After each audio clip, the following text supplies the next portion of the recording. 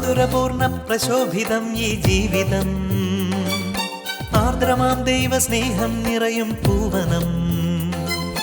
ആതുരപൂർണ്ണ പ്രശോഭിതം ഈ ജീവിതം, ആർദ്രമാം ദൈവസ്നേഹം നിറയും പൂവനം.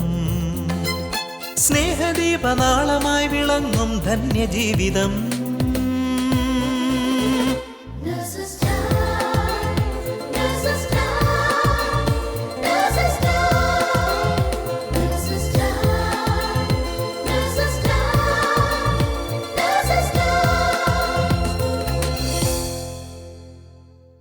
ഈശോ മിശിഹായ്ക്ക് സ്തുതിയായിരിക്കട്ടെ.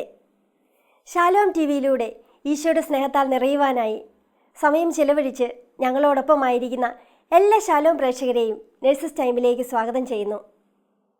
ദൈവത്തിൻ്റെ സ്നേഹം ലോകമെമ്പാടും പങ്കുവയ്ക്കപ്പെടുവാനായി ഈശോയാൽ പ്രത്യേകം തെരഞ്ഞെടുത്ത് നിയോഗിക്കപ്പെട്ടവരാണ് നാം നഴ്സുമാർ. തൻ്റെ മുൻപിലെത്തുന്നവരോട് സ്നേഹത്തോടെ ഒന്ന് സംസാരിക്കുമ്പോൾ, പുഞ്ചിരിക്കുമ്പോൾ, അല്ലെങ്കിൽ അവരെ ഒന്ന് ശ്രവിക്കുമ്പോൾ നമ്മിലുള്ള ദൈവസ്നേഹം അവരിലേക്ക് കത്തിപ്പടരുകയാണ്.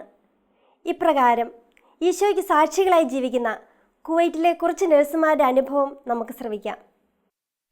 Price the lord. Merciful like the father.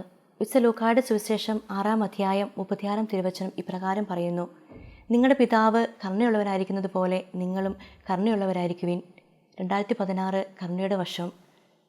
നമ്മുടെ മാർപ്പാപ്പ ആഹ്വാനം ചെയ്ത ഈ കരുണയുടെ വർഷത്തിൽ കർത്താവിൻ്റെ കാരണം അനുഭവിച്ചറിഞ്ഞ കുറച്ച് നഴ്സുമാരുടെ അനുഭവ സാക്ഷ്യങ്ങൾ നമുക്ക് കേൾക്കാം. എൻ്റെ പേര് ജിജി, ഭർത്താവിൻ്റെ പേര് സാബു. 5 മക്കൾ. 15 വർഷമായിട്ട് ഞാൻ കുവൈറ്റിൽ ജോലി ചെയ്യുന്നു. എൻ്റെ പേര് മേരിയാൻ, ഭർത്താവ് തോമസ്. എനിക്ക് 2 കുട്ടികളുണ്ട്. 7 വർഷമായി കുവൈറ്റിൽ ജോലി ചെയ്യുന്നു. എൻ്റെ പേര് ജെസ്സി, ഭർത്താവ് ടോമി. 3 മക്കൾ. കുവൈറ്റിൽ 7 വർഷമായിട്ട് ജോലി ചെയ്യുന്നു. ഞാൻ ജിഷ, എൻ്റെ ഹസ്ബൻഡിൻ്റെ പേര് ജെയ്സൺ. 2 കുഞ്ഞുങ്ങൾ. കുടുംബമായിട്ട് കുവൈറ്റിൽ താമസിക്കുന്നു. ഇവിടെ 13 വർഷമായിട്ട് ജോലി ചെയ്യുന്നു. ചേച്ചിയുടെ ജീവിതത്തിലെ വിശ്വാസത്തിലും അതുപോലെ വ്യക്തിപരമായ ജീവിതത്തിലും ദൈവം ഇടപെട്ട ആ അനുഭവം ഒന്ന് പങ്കുവയ്ക്കാമോ? തീർച്ചയായും. ഞാൻ ചെറുപ്പം മുതലേ വിശ്വാസ ജീവിതത്തിൽ വളരാൻ സാധിച്ചിരുന്നു. എന്നാൽ നേഴ്സിങ്ങിന് പോയത് ഒരു ക്രിസ്ത്യൻ ഇൻസ്റ്റിറ്റ്യൂഷനിലാണ് പഠിക്കാൻ സാധിച്ചത്. അപ്പോൾ അവിടെ ധ്യാനങ്ങളും പ്രാർത്ഥനയും ഒത്തിരി നന്നായിട്ടുണ്ടായിരുന്നു. അതനുസരിച്ച് എൻ്റെ വിശ്വാസത്തിൽ ആഴപ്പെടാൻ എനിക്ക് സാധിച്ചു. യാക്കോബ് 5:15 വിശ്വാസത്തോടുള്ള പ്രാർത്ഥന രോഗിയെ സുഖപ്പെടുത്തും, കർത്താവ് അവനെ എഴുന്നേൽപ്പിക്കും. ആ വചനം എൻ്റെ ജീവിതത്തെ ഒത്തിരിയേറെ സ്വാധീനിച്ചിട്ടുണ്ട്. എൻ്റെ വ്യക്തിപരമായ ജീവിതത്തിലും ജോലി മേഖലയിലും എനിക്ക് ഒത്തിരിയേറെ ദൈവാനുഭവങ്ങൾ ഉണ്ടായിട്ടുണ്ട്. അതിലൊരനുഭവം ഞാൻ നിങ്ങളുമായി പങ്കുവയ്ക്കാൻ ആഗ്രഹിക്കുന്നു. അതെൻ്റെ 3ാമത്തെ കുഞ്ഞിന് പ്രഗ്നൻ്റ് ആയതും ഡെലിവറി ആയതും എനിക്കും കുഞ്ഞിനും ഒത്തിരിയേറെ പ്രശ്നങ്ങളുണ്ടായിരുന്നു, കോംപ്ലിക്കേഷൻസായിട്ട്. അത് ഞാൻ 2ാമത്തെ ദിവസമാണ് കുഞ്ഞിനെ എടുക്കാനായിട്ട് ചെല്ലുന്നത്. അപ്പം ഞാൻ അവളെ എടുത്ത സമയത്ത് അവളുടെ കുഞ്ഞിൻ്റെ കൈ വലതുകാരം തളർന്നു കിടക്കുന്നതായിട്ട് കണ്ട് പെട്ടെന്ന് പേടിച്ചു. എങ്കിലും അവരോട് ഞാൻ അതേപ്പറ്റി പറഞ്ഞ് അവർ ഡോക്ടറെ കാണിച്ച് കെയറൊക്കെ കൊടുത്തു. ഞാൻ എൻ്റെ സ്വന്തം ഇതിൽ വേറൊന്നും അവരോട് പറഞ്ഞിട്ടൊന്നും കാര്യമില്ല. നേഴ്സിങ്ങിന് ഈ ഹോസ്പിറ്റലിലെ അനുഭവത്തിൽ പല കോംപ്ലിക്കേഷൻസും ഉണ്ടാകാൻ സാധ്യതയുള്ളതാണ്. അതെനിക്ക് മനസ്സിലാക്കിക്കൊണ്ട് ഞാൻ പരിശുദ്ധ അമ്മയോട് അവളെ സമർപ്പിച്ചുകൊണ്ട് പ്രാർത്ഥിച്ചു. അതിനുള്ള അവസരം ഉണ്ടായത് എന്താണെന്ന് വെച്ചാൽ, ഞാൻ പ്രഗ്നൻസിയിൽ എപ്പോഴും ധ്യാനം കൂടാനൊക്കെ പോകുമായിരുന്നു ഇടയ്ക്കിടയ്ക്ക്. അന്നേരം ഞാൻ പ്രഗ്നൻസിയിൽ തന്നെ കൊച്ചിനെ പരിശുദ്ധ അമ്മയ്ക്ക് സമർപ്പിച്ചതായിരുന്നു. അതനുസരിച്ച് ആ വിശ്വാസത്തോടു കൂടി എനിക്ക് അവളെ സമർപ്പിച്ച് പ്രാർത്ഥിച്ചപ്പോൾ എനിക്ക് ആ വിഷമമെല്ലാം മാറി. ഞാൻ നോർമലായിട്ട് അവളെ പിന്നെ ഡിസ്ചാർജ് ചെയ്ത് കഴിഞ്ഞപ്പം അവളെ കെയറൊക്കെ കൊടുത്ത് പ്രാർത്ഥനയോടുകൂടി ദിവസങ്ങൾ തള്ളി നീക്കി. 1.5 മാസമായപ്പോൾ കുഞ്ഞ് വിരലനക്കാൻ തുടങ്ങി. പതിയെ കൈകളൊക്കെ അനക്കി എല്ലാം പരിപൂർണ്ണ സൗഖ്യമായി. ഞാൻ അവരോട് എന്നിട്ട് ഡോക്ടേഴ്സിനോടൊക്കെ ചെന്ന് പറഞ്ഞപ്പോഴേക്കും അവർക്കെല്ലാം സന്തോഷമായി. അവരെല്ലാം ദൈവത്തെ മഹത്വപ്പെടുത്തിയത് അതിനൊരു കാരണമായി.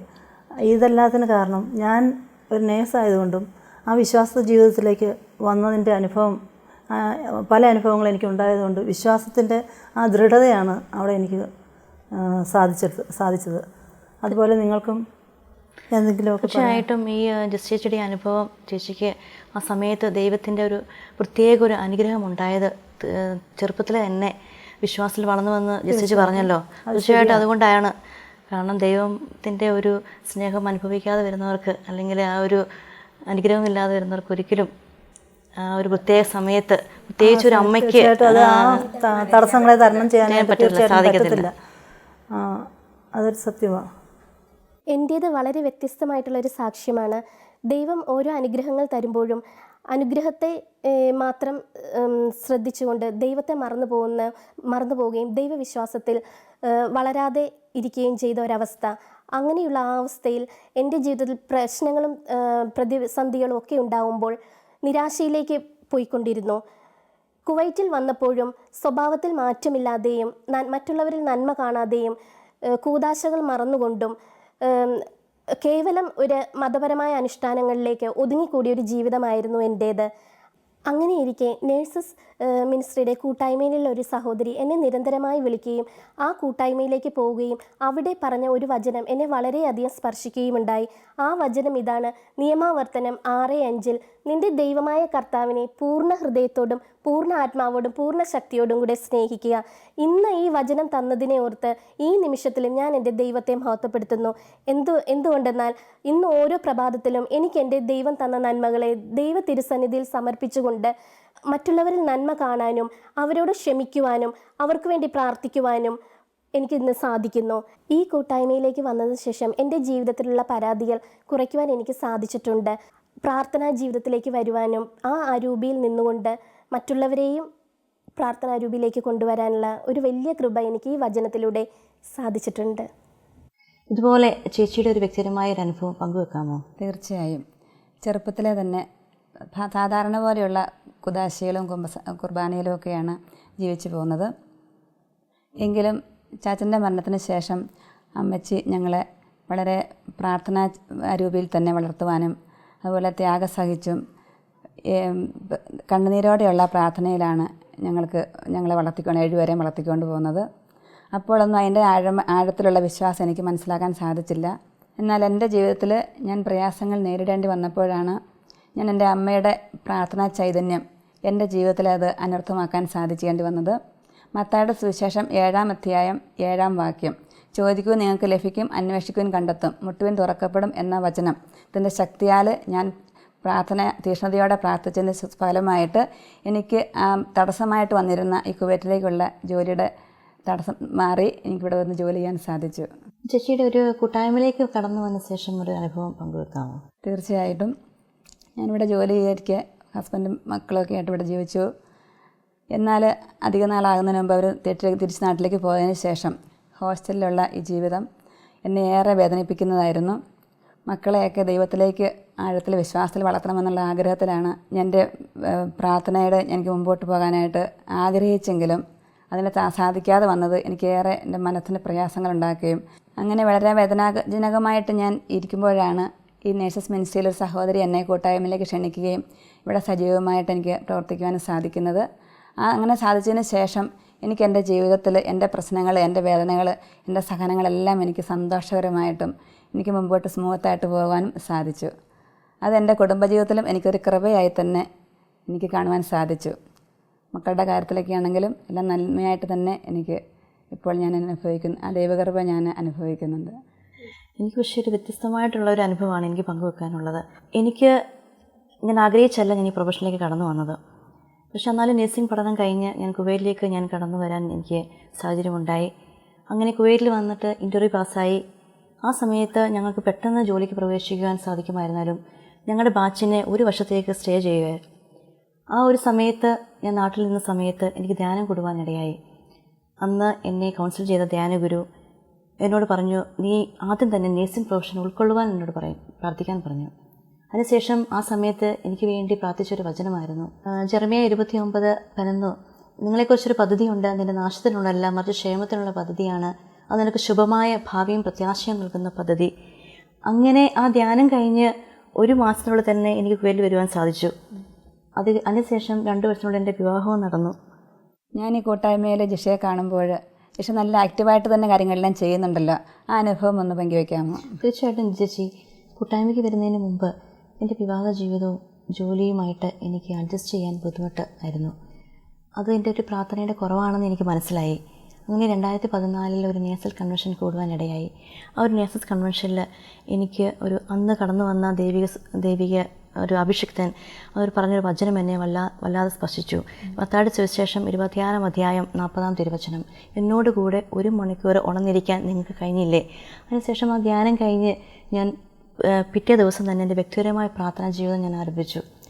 ഇങ്ങനെ ആ ഒരു സമയത്ത് വീണ്ടും എനിക്ക് ചിന്തയിൽ വരുവാൻ തുടങ്ങി, ഇതുപോലെ മുൻപ് എൻ്റെ ദൈവീയ ചൈതന്യം നഷ്ടപ്പെടുത്തിയതുപോലെ ഇതും നഷ്ടമാകുമെന്ന് പറയുന്ന ആ ഒരു സമയത്ത് എനിക്കൊരു ടോക്ക് കേൾക്കാനിടയായി. നിങ്ങളുടെ ഉള്ളിൽ ഇട്ടിരിക്കുന്ന വിത്ത് അത് നട്ട് വളർത്തണമെങ്കിൽ, നനച്ചുകൊണ്ടിരിക്കണമെങ്കിൽ ഇതുപോലുള്ള വ്യക്തിഗതമായ പ്രാർത്ഥന കൂട്ടായ്മകൾ, കൺവെൻഷനുകളൊക്കെ കൂടണമെന്ന് എനിക്ക് കേൾക്കുവാനിടയായി.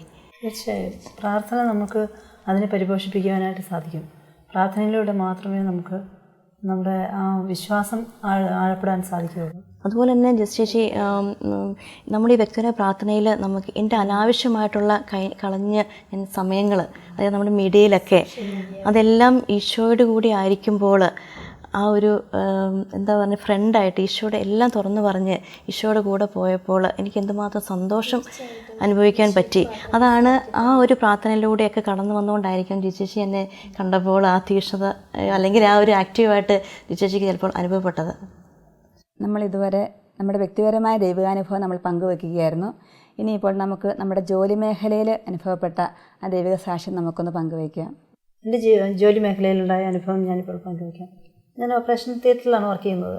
അപ്പോൾ ഞാൻ അന്നത്തെ എൻ്റെ കേസ് ഒരു പേഷ്യൻ്റ് തൈറോയിഡിൻ്റെ ഓപ്പറേഷനായിരുന്നു എനിക്കുണ്ടായിരുന്ന കേസ് ആദ്യത്തെ. അപ്പോൾ ഞാൻ ആദ്യം തന്നെ ഇങ്ങനെ പ്രാർത്ഥിച്ചുകൊണ്ട് തന്നെ കയറിയത്. പേഷ്യൻ്റ് സ്വീകരിച്ച് കഴിഞ്ഞിട്ട് പേഷ്യൻ്റ് കൊടുക്കേണ്ട ഫസ്റ്റ് മെഡിസിൻ എല്ലാം കൊടുത്ത് അനസ്തേഷ്യ കൊടുത്തു കഴിഞ്ഞ് പേഷ്യൻ്റ് എല്ലാം കംഫർട്ടബിളായി സ്റ്റേബിളായി കഴിയുമ്പം ഞങ്ങൾക്ക് അവിടെ ഇരുന്ന് പേഷ്യൻ്റ് BP പ്രഷറും എല്ലാം നോക്കിക്കൊണ്ടിരുന്നാൽ മതി. അങ്ങനെയുള്ള സമയത്ത് ഇരിക്കാൻ പോകുന്ന സമയത്ത് എനിക്ക് ശക്തമായൊരു പ്രേരണ വരിക, എഴുന്നേറ്റ് ചുറ്റും നടന്നിട്ട് വിശ്വാസപ്രമാണം ചൊല്ലുവാനായിട്ട്. ആദ്യമായിട്ട് എനിക്ക് അങ്ങനത്തെ ഒരു ഫീലിംഗ് ഉണ്ടാകുന്നത്. അപ്പോൾ ശക്തമായിട്ട് അങ്ങനെ തോന്നിയതുകൊണ്ട് ഞാൻ എഴുന്നേറ്റ് നടക്കാൻ തുടങ്ങി. അല്ലെങ്കിൽ ഹെഡ് എൻഡിൽ തന്നെ നിൽക്കേണ്ടതാണ്. അപ്പം ചുറ്റും നടന്നുകൊണ്ട് ഞാൻ വിശ്വാസപ്രമാണം ചൊല്ലിക്കൊണ്ടിരിക്കുമ്പോഴത്തേനും ഞാനത് കണ്ടു. ഈ ഡോക്ടർ ഇങ്ങനെ റിലാക്സായിട്ട് മൂളിപ്പാട്ട് പാടി എല്ലാവരോടും സംസാരിച്ചുകൊണ്ട് ഓപ്പറേഷൻ ചെയ്യുന്നു.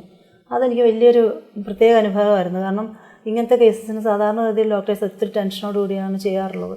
അല്ല, ആ തീരുന്നവരെ പിൻ ഡ്രോപ്പ് സൈലൻ്റ് ഒക്കെ ആയിരിക്കും. അപ്പോൾ ഇത് അങ്ങനെ റിലാക്സായിട്ട് ചെയ്യുന്നത് കണ്ടപ്പോൾ എനിക്ക് എന്തോ വ്യത്യാസം തോന്നി. ഓപ്പറേഷനൊക്കെ കഴിഞ്ഞ് പേഷ്യൻ്റ് ബോധം തെളിഞ്ഞ് റിക്കവറി റൂമിലാക്കി കഴിഞ്ഞതിന് ശേഷം ഞാൻ എൻ്റെ ഒരു കൂട്ടുകാരിയോട് ഇതേപ്പറ്റി പറയുകയായിരുന്നു. അപ്പോഴാണ് അവൾ പറയുന്നത്, തലേ ദിവസം ഇതേപോലത്തെ അനുഭവം ഈ സെയിം ഡോക്ടറിന് തന്നെ ഈ ഓപ്പറേഷൻ ചെയ്തുകൊണ്ടിരിക്കുന്ന സമയത്ത് തലകറക്കവും BP കൂടുകയും ഒക്കെ ആയിട്ട് വേറെ ഡോക്ടർ വന്നിട്ട് അത് പൂർത്തിയാക്കേണ്ടി വന്നിരുന്നു. അപ്പോൾ അത് ആ സമയത്ത് അവളും എനിക്കും അത് അനുഭവം ഉണ്ടായത്.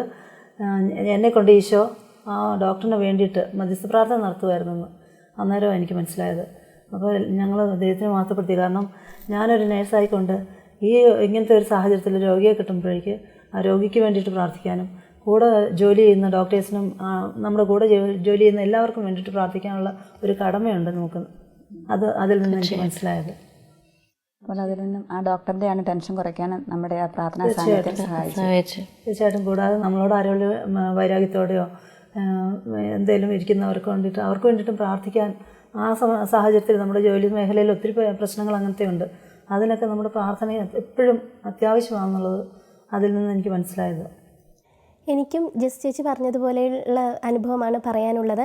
ഞാൻ ജോലി ചെയ്യുന്നത് ന്യൂബോൺ നഴ്സറിയിലാണ്.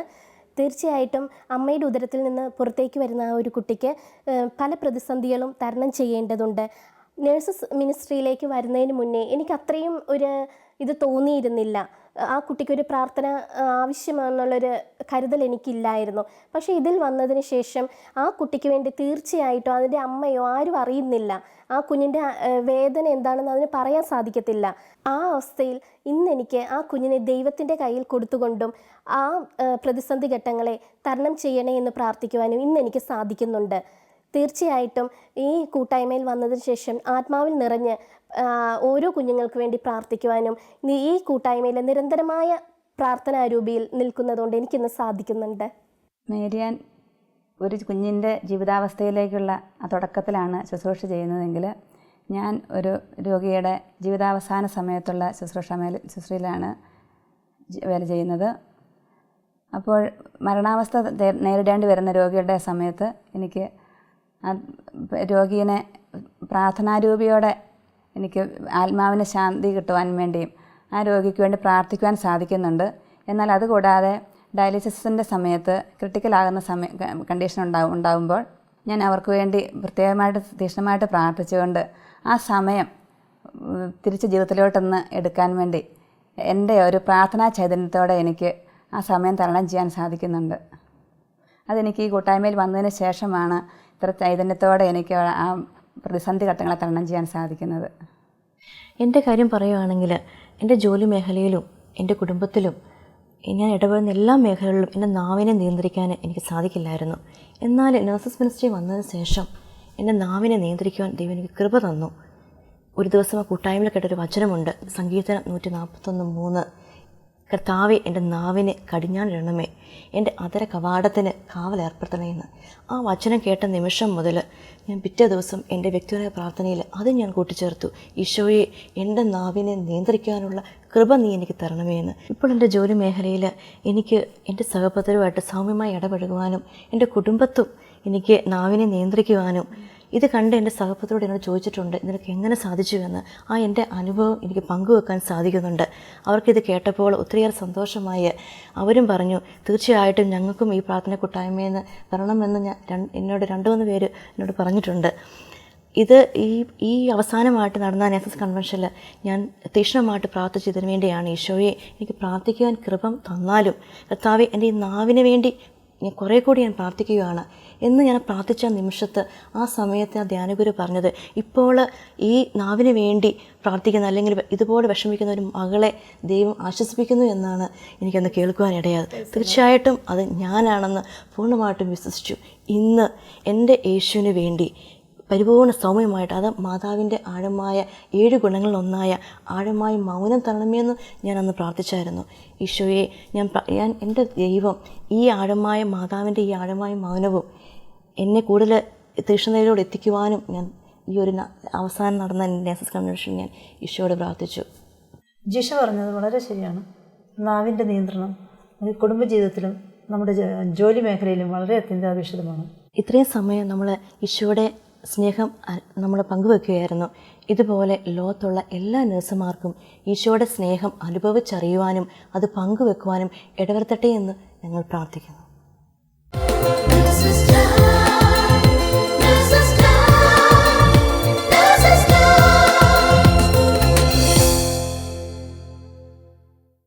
പ്രിയ കൂട്ടുകാരെ, ഇതുപോലെ ഈശോയുടെ സ്നേഹം പങ്കുവയ്ക്കുവാനായി ലഭിക്കുന്ന ഒരവസരവും നമ്മൾ പാഴാക്കരുത്. കാരണം ദൈവത്തെപ്പറ്റി കേട്ടിട്ട് പോലുമില്ലാത്ത പലരും നമ്മുടെ മുൻപിൽ വരാം. ഒരുപക്ഷെ ഒരു നിരീശ്വരവാദി പോലും ഈശോയുടെ സ്നേഹം അനുഭവിക്കുന്നത് നമ്മളിൽ നിന്നാകാം. അതിനായി ദൈവസ്നേഹത്താൽ നിറഞ്ഞ് ഓരോ ദിവസവും പ്രാർത്ഥിച്ചൊരുങ്ങി വേണം നാം ഡ്യൂട്ടിക്ക് പോകുവാനായി. ഇനി നമുക്ക് ഈശോയുടെ കരുതലും സ്നേഹവും അനുഭവിച്ച ഒരു നഴ്സിനെ ശ്രവിക്കാം. ഈശോ മിശിഹായ്ക്ക് സ്തുതിയായിരിക്കട്ടെ. എൻ്റെ പേര് ടീന സെബാസ്റ്റ്യൻ. ഞാനിവിടെ കുവൈറ്റിലെ ഒരു ഹോസ്പിറ്റലിൽ 2 വർഷമായിട്ട് ജോലി ചെയ്തു വരികയാണ്. നാട്ടിലെൻ്റെ സ്ഥലം കണ്ണൂരാണ്. എൻ്റെ ജീവിതത്തിലെ ഈശോ ഇടപെട്ട ഒരു അനുഭവമാണ് ഞാൻ നിങ്ങളുമായിട്ട് പങ്കുവയ്ക്കുന്നത്. അവിടെ കുവൈറ്റിൽ ജോലിക്കായിട്ട് വന്നപ്പോൾ നമുക്ക് സാധാരണഗതിയിൽ ജോലിക്ക് കയറണമെങ്കിൽ മെഡിക്കൽ ചെയ്യേണ്ടതുണ്ട്. അങ്ങനെ ഞാൻ മെഡിക്കലിനായിട്ട് പോയി അങ്ങനെ റിപ്പോർട്ടുകളൊക്കെ വെയിറ്റ് ചെയ്യുമായിരുന്നു. എല്ലാ റിപ്പോർട്ടും കിട്ടി, എക്സ്റേയുടെ റിപ്പോർട്ട് മാത്രം എൻ്റെ കിട്ടിയില്ല. ഏകദേശം ഒരു 10 ദിവസം കഴിഞ്ഞിട്ടും എൻ്റെ റിപ്പോർട്ട് കിട്ടാത്തതുകൊണ്ട് എൻ്റെ കൂടെ എക്സ്റേ ചെയ്തവരുടെയും അത് കഴിഞ്ഞ് ചെയ്തവരുടെയും ഒക്കെ റിപ്പോർട്ട് കിട്ടി. അങ്ങനെ ഞാൻ എൻ്റെ വാർഡനോട് ചെന്ന് പറഞ്ഞു, എൻ്റെ റിപ്പോർട്ട് എക്സ്റേയുടെ റിപ്പോർട്ട് മാത്രമാണ് കിട്ടാത്തുള്ളത്. അപ്പം വാർഡൻ എന്നോട് പറഞ്ഞു, നീ ടെൻഷൻ അടിക്കേണ്ട, ഓരോ ദിവസം കഴിയുമ്പോൾ ഓരോരുത്തരുടെ വൈകിയാണ് വരുന്നത്, അങ്ങനെ കിട്ടിക്കോളും എന്ന് പറഞ്ഞു. അങ്ങനെ കിട്ടാതെ ആയിക്കഴിഞ്ഞപ്പോൾ വാർഡൻ എന്നോട് പറഞ്ഞു, എന്നാൽ നീ എൻ്റെ കൂടെ പോരെ, എന്നിട്ട് നമുക്ക് അവിടെ ചെന്നിട്ട് നോക്കാം റിസൾട്ട് എങ്ങനെയായി കിട്ടുമോ ഇല്ലയോ എന്ന്. അങ്ങനെ ഞങ്ങൾ അവിടെ എക്സ്റേ റിപ്പോർട്ട് കൊടുക്കുന്ന സ്ഥലത്ത് ചെന്നപ്പോൾ കുവൈറ്റിൽ ഒരു മനുഷ്യനാണ് അവിടെ ഇരുന്നത്. എൻ്റെ നമ്പറൊക്കെ നോക്കി പേര് നോക്കിയിട്ട് പുള്ളി പറഞ്ഞു, റിപ്പോർട്ട് ഇവിടെ ഇല്ല എന്ന് പറഞ്ഞു. അത് കഴിഞ്ഞ് എനിക്ക് വീണ്ടും സംശയം ആണെന്ന് തോന്നിക്കഴിഞ്ഞപ്പോൾ ആ പുള്ളിക്കാരൻ അവിടെ ഇരുന്ന് മൊത്തം റിപ്പോർട്ടും എൻ്റെ തന്നിട്ട് പറഞ്ഞു, നിൻ്റെ ഇതിനകത്തുണ്ടോ എന്ന് നോക്കാൻ പറഞ്ഞു.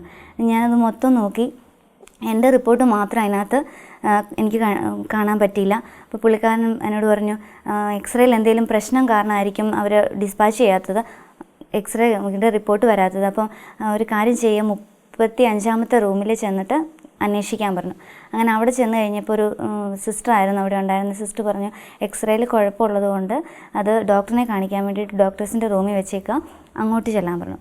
അങ്ങനെ അവിടെ ചെന്ന് കഴിഞ്ഞപ്പം അവിടെ ഉണ്ടായിരുന്ന ഡോക്ടർ എന്നോട് ചോദിച്ചു, പേരൊക്കെ ചോദിച്ചു. എക്സ്റേ എടുത്ത് നോക്കി കഴിഞ്ഞപ്പോൾ എന്നോട് ചോദിച്ചു എന്തെങ്കിലും പ്രശ്നം ഉണ്ടായിരുന്നോ, നേരത്തെ രോഗം എന്തെങ്കിലും ഉണ്ടായിരുന്നോ, TB പോലുള്ള അസുഖം ഉണ്ടായിരുന്നോ, ഇങ്ങനെ മെഡിസിൻ എടുത്തിട്ടുണ്ടോ, അങ്ങനെ ചോദിച്ചു. അപ്പോൾ എനിക്ക് യാതൊരുവിധ ഒരു ചെസ്റ്റ് ഇൻഫെക്ഷൻ പോലും ആ സമയത്തില്ലായിരുന്നു.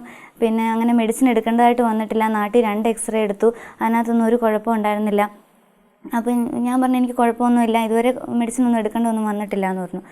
അപ്പം ഡോക്ടർ എന്നിട്ട് എനിക്ക് വീണ്ടും എക്സ്റേസ് പല ഇതിൽ ആംഗിളിൽ എടുക്കാൻ വേണ്ടിയിട്ട് റിക്വസ്റ്റ് തന്നു വിട്ടു. ഒരു 5-6 എക്സ്റേയും കൂടെ പോയി എടുത്ത് തിരിച്ചു വന്നപ്പം പിന്നെ ഡോക്ടറിൻ്റെ കൺസൾട്ടിങ് ടൈം കഴിഞ്ഞായിരുന്നു. ഡോക്ടർ പോയി അവിടുന്ന്. അപ്പോൾ അവിടെ ഉണ്ടായിരുന്ന ബ്രദർ എന്നോട് പറഞ്ഞു പിന്നെ ഇന്നിനിയിപ്പം ഡോക്ടറിനെ കാണിക്കാൻ പറ്റത്തില്ല, റിപ്പോർട്ട് ഒരു 5-6 ദിവസം കൂടെ കഴിഞ്ഞാലേ ഇനി ഡോക്ടർ വരത്തുള്ളൂ. കാരണം ആ സമയം റംസാൻ്റെ സമയം ആയതുകൊണ്ട് ഹോളിഡേയ്സ് ആയിരുന്നു മൊത്തം. അങ്ങനെ വളരെയധികം വിഷമിച്ച് ഞാൻ ഹോസ്റ്റലിലോട്ട് പോന്നു. ആ സമയത്താണ് എക്സ്റേക്ക് വേണ്ടി ഇത്രയും ദിവസം കൂടെ വെയിറ്റ് ചെയ്യണമല്ലോ എന്നൊക്കെ ഓർത്ത് ഒരുപാട് വിഷമിച്ച് ഇരുന്നപ്പോൾ ഞാൻ നഴ്സസ് മിനിസ്ട്രിയെക്കുറിച്ച് അറിയാൻ കഴിഞ്ഞത്. അപ്പോൾ ഒരു ശനിയാഴ്ചത്തെ പ്രാർത്ഥനാ കൂട്ടായ്മയിലേക്ക് ഞാൻ കടന്നു ചെന്നു. അവിടെ ഉണ്ടായിരുന്ന ചേച്ചിമാർ ഇങ്ങനെ ആർക്കെങ്കിലും എന്തെങ്കിലും പ്രാർത്ഥന ആവശ്യമുണ്ടോ എന്ന് ചോദിച്ചപ്പോൾ ഞാനിങ്ങനെ പറഞ്ഞു എൻ്റെ എക്സ്റേ ഫിറ്റായിട്ട് എനിക്ക് റിപ്പോർട്ട് കിട്ടിയില്ല, രണ്ടാമത് ഞാൻ എക്സ്റേ റിപ്പീറ്റ് ചെയ്തിട്ടിരിക്കുകയാണ്, ഡോക്ടർ കണ്ടിട്ടില്ല, അപ്പം ഞായറാഴ്ച ചെല്ലാനാണ് പറഞ്ഞേക്കുന്നത് എന്ന് പറഞ്ഞപ്പം അവിടെ ഇരുന്ന് ചേച്ചിമാർ എല്ലാവരും ആ കൂട്ടായ്മയിലുണ്ടായിരുന്ന എല്ലാവരും തന്നെ എനിക്ക് വേണ്ടി പ്രാർത്ഥിച്ചു. ചേച്ചിമാർ പ്രാർത്ഥിക്കാൻ പേടിക്കൊന്നും വേണ്ട എന്നൊക്കെ പറഞ്ഞ് എൻ്റെ നമ്പറൊക്കെ മേടിച്ചു, ഫോൺ നമ്പറൊക്കെ വാങ്ങിച്ചു. ഇനി പ്രാർത്ഥനയൊക്കെ കഴിഞ്ഞ് പിറ്റേ ദിവസം ഞാൻ റിപ്പോർട്ടിനായിട്ട് ചെന്നു കഴിഞ്ഞപ്പം ഒരു 8 മണി സമയമാണ്. ഡോക്ടർമാരൊക്കെ വരുന്നതേ ഉള്ളൂ. എന്നെ കണ്ടു, ഞാൻ എൻ്റെ പേര് പറഞ്ഞു, എക്സ്റേയുടെ റിപ്പോർട്ടിനകത്ത് പറഞ്ഞ സമയത്ത് തന്നെ ബ്രദർ എന്നോട് പറഞ്ഞു ടീന എന്ന് പറഞ്ഞ സിസ്റ്റർ അല്ലേ, സിസ്റ്ററിൻ്റെ എക്സ്റേക്കകത്ത് ഒരു കുഴപ്പവും കാണുന്നില്ല, അത് ഫിറ്റായിട്ട് ഇവിടെ എഴുതി വെച്ചിട്ടുണ്ടെന്ന് പറഞ്ഞു. എനിക്ക് ഭയങ്കര അതിശയമാണ് തോന്നിയത്. ഒരു ഡോക്ടറിനെ പോലും കാണേണ്ട ഒരു അവസ്ഥ വരാതെ തന്നെ അതിനു മുമ്പേ ദൈവം എൻ്റെ ജീവിതത്തിൽ ഇടപെട്ടു എന്നുള്ളത്. നഴ്സസ് മിനിസ്ട്രിയുടെ കൂട്ടായ്മയിലെ ചേച്ചിമാരുടെ പ്രാർത്ഥനയുടെ ശക്തി ഞാൻ തിരിച്ചറിഞ്ഞു. മനുഷ്യന് അസാധ്യമായത് ദൈവത്തിന് സാധ്യമാണെന്നുള്ള വചനത്തിൻ്റെ ശക്തി എൻ്റെ ജീവിതത്തിൽ ഞാൻ അനുഭവിക്കുകയായിരുന്നു. അതുപോലെ തന്നെ വേറൊരു ദിവസം നഴ്സസ് മിനിസ്ട്രിയുടെ കൂട്ടായ്മയുടെ പ്രാർത്ഥനയ്ക്ക് ഞാൻ സംബന്ധിച്ചപ്പോൾ എനിക്ക് ശക്തമായിട്ട് തോളുവേദന അനുഭവപ്പെടുന്നുണ്ടായിരുന്നു. കുറച്ച് വർഷങ്ങളായിട്ടുണ്ടായിരുന്ന വേദനയാണ്. ആ പ്രാർത്ഥനയുടെ കൂട്ടായ്മയിൽ എൻ്റെ തോളിൻ്റെ വേദന പരിപൂർണമായിട്ട് ഈശോ മാറ്റിത്തന്നു. അതുപോലെ തന്നെ മറ്റൊരു അനുഭവം പറയുവാണെങ്കിൽ എൻ്റെ ജീവിത പങ്കാളി കുവൈറ്റിലോട്ട് വരാൻ വേണ്ടി ശ്രമിച്ചുകൊണ്ടിരിക്കുകയായിരുന്നു. പല തടസ്സങ്ങൾ മൂലം വരാൻ സാധിക്കാതെ ഇങ്ങനെ ഇരുന്ന സമയത്ത് നഴ്സസ് മിനിസ്ട്രിയുടെ പ്രാർത്ഥനാ കൂട്ടായ്മയോട് ചേർന്ന് പ്രാർത്ഥിച്ചതിൻ്റെ ഫലമായിട്ട് എൻ്റെ ഹസ്ബൻഡിന് വിസ ലഭിക്കുകയും എത്രയും പെട്ടെന്ന് ഇവിടെ വന്ന് ജോലിക്ക് കയറാൻ സാധിക്കുകയും ചെയ്തു. ജീവിതത്തിൽ ഈശോ നൽകിയ എല്ലാ അനുഗ്രഹങ്ങൾക്കും ഈശോയ്ക്ക് 1000 നന്ദി പറയുന്നു.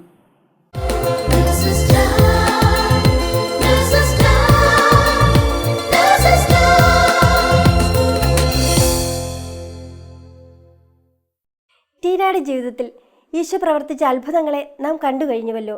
ഇതുപോലെ ജീവിതത്തിൽ തടസ്സങ്ങൾ ഉണ്ടാവുമ്പോൾ പതറി നിൽക്കാതെ ഈശോയോട് ചേർന്ന് നിൽക്കുവാനായിട്ടുള്ള വലിയ കൃപയ്ക്കായി നമുക്ക് പ്രാർത്ഥിക്കാം.